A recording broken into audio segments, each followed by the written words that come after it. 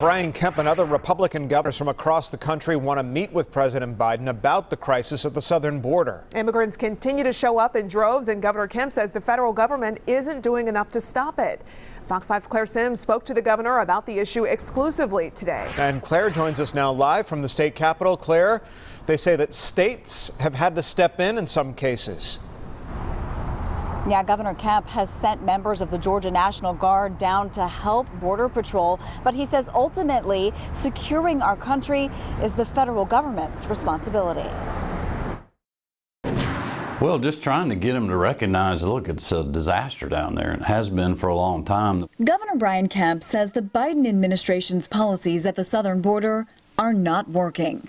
We sat down for an exclusive interview after he signed on to a letter with more than 24 other Republican governors to request a meeting with President Biden about the crisis.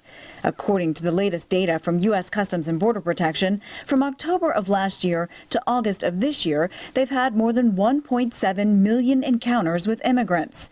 That's up from nearly 650,000 the year before, though the country saw a similar spike in 2019. The latest wave of immigrants is largely people from Haiti, leaving their country after last month's devastating earthquake.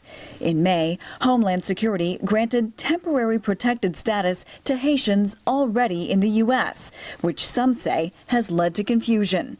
White House Press Secretary Jen Psaki answered questions about the policy on CBS this morning. They actually extended it further because of the turmoil on the ground into later in the summer. Now, anyone who is here before then may be eligible for temporary protected status, and we're looking into that. People may be eligible for that. But right now, we also have to implement our laws at the border. In their letter, the governors said the illegal crossings have opened the floodgate to human traffickers and drug smugglers, endangering public health and safety.